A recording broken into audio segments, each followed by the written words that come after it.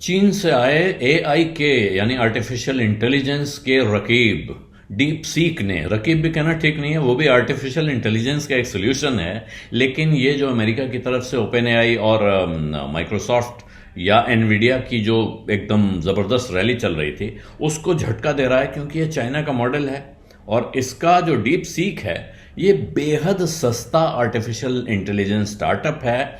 इनके V3 और R1 large language models हैं जिन्होंने पूरी दुनिया में जो आईटी के स्टॉक्स हैं इनको एकदम से चकरघिन्नी बना के रख दिया है। और वो समझ नहीं पा रहे हैं दुनिया के सारे इन्वेस्टर्स कि इसका करें क्या, क्योंकि ऐसा लग रहा है कि तमाम एनवीडिया 13% से ज्यादा गिर चुका है, माइक्रोसॉफ्ट में तेज गिरावट, लगभग पूरी टेक्नोलॉजी पैक में गिरावट आ रही है। वजह यह है कि ऐसा लगता है चीन से दोबारा एक तरह का वायरस आ गया है बाजार में, जो सारी कंपनियों के बिजनेस मॉडल्स को इंपैक्ट करने जा रहा है। लेकिन ऐसी सूरत में यूबीएस का कहना है, जो इंटरनेशनल ब्रोकरेज है, उसका कहना है कि बहुत ज्यादा इसको लेके शांत रहना चाहिए, परेशान नहीं होना चाहिए। यानी उनका कहना है स्टे काम, शांत रहिए, चिंता मत कीजिए और बाय ऑन डिप्स, यानी जहां गिरावट में आपको अच्छा मौका दिखे उसे खरीदने की सोचनी चाहिए। जबकि पूरी दुनिया में डीप सीक का नाम सुनते ही बाजार का हाल खराब है, मूड बिगड़ा हुआ है, नर्वस हैं और ऐसा लग रहा है जो कॉस्ट हैं दरअसल डीप सीक की वो बहुत कम है, सस्ता सोल्यूशन है और इसी वजह से इस पर मोटा मोटा पैसा लगा के बैठी हुई कंपनियां परेशान हाल में हैं।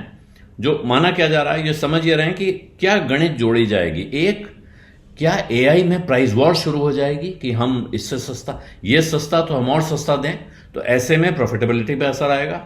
दूसरी तरफ जो बड़ी कंपनियां, अभी तो बिग 4 की बात हो रही, जो कंसल्टिंग की 4 बड़ी कंपनियां हैं दुनिया की, उन्होंने एआई पे जो कैपिटल एक्सपेंडिचर यानी जितना खर्चा करने की योजना बना रखी है, जो ऑलरेडी कर दिया है, उसका क्या होगा। और ये सिर्फ उन्हीं का नहीं होगा, बाकी कंपनियों ने भी, दुनिया भर की कंपनियां इस वक्त बड़े पैमाने पर एआई में इन्वेस्ट कर रही हैं।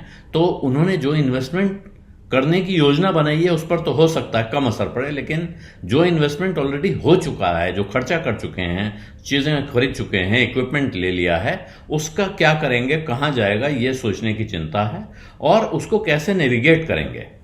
तो अब यूबीएस का कहना है क्योंकि इस डीप सीक के बारे में, चाइना के इस स्टार्टअप के बारे में, इसके बिजनेस मॉडल के बारे में बहुत कम जानकारी उपलब्ध है, बहुत कम चीजें मालूम है, इसलिए यह कहना बहुत मुश्किल है कि क्या क्या असर होगा। लेकिन हम एक ही चीज कह सकते हैं कि इस वक्त लोगों को फोकस करना चाहिए, जो टेक्नोलॉजी कंपनीज हैं उनके रिजल्ट कैसे आने जा रहे हैं। इस समय पैनिक करना, घबराना ये रिकमेंडेड नहीं है, इस पर इसकी चक्कर में नहीं पड़ना चाहिए।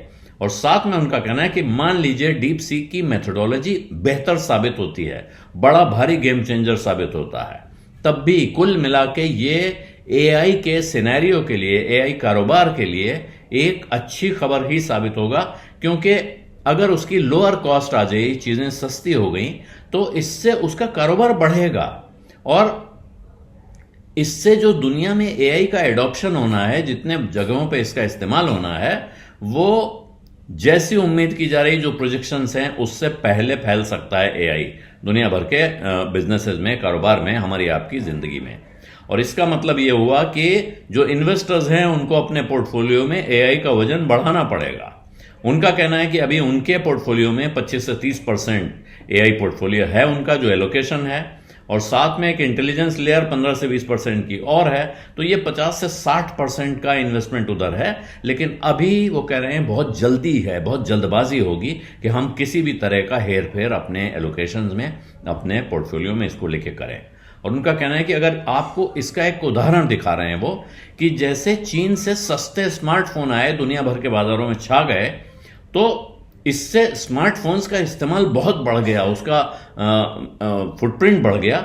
लेकिन जो इंडस्ट्री का लीडर था एप्पल, वो अभी तक उसका प्रीमियम कैटेगरी में स्मार्टफोन मार्केट में डोमिनेंस, उसका दबदबा बना हुआ है। ऐसे में बड़ा खतरा नहीं दिख रहा है उनको, यानी इसका मतलब ये मानेंगे।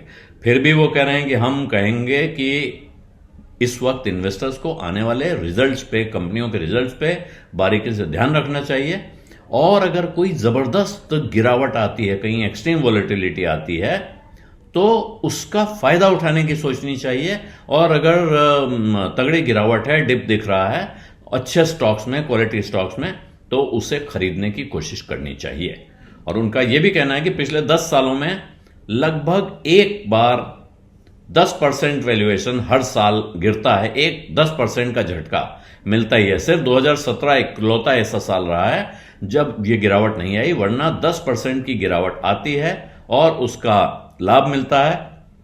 और दूसरा मौका ऐसा है 2022 में जब 30% की गिरावट आई थी, जो कि जिसके दूसरे कारण थे रेट बढ़ना और रूस और यूक्रेन की लड़ाई। तो हर साल अगर 10% की गिरावट इनको मिली है और जब वो 10% की गिरावट आती रही है, उसके तुरंत बाद टेक स्टॉक्स में जबरदस्त उछाल देखने को मिला है, क्योंकि इन्वेस्टर्स इस सेक्टर की ग्रोथ के हिसाब से इसमें पैसा लगाते हैं और इस पर अपना दांव बढ़ाते रहते हैं। इसीलिए यूबीएस का कहना है कि आपको फिक्र करने की जरूरत नहीं है, चिंता करने की जरूरत नहीं है, आपको इस सेक्टर में अपना एलोकेशन बढ़ाने की सोचनी चाहिए जब भी आपको सस्ते में अच्छे स्टॉक देखने को मिले। बीज अड्डा में इतना ही, अब इजाजत दीजिए। धन्यवाद, नमस्कार।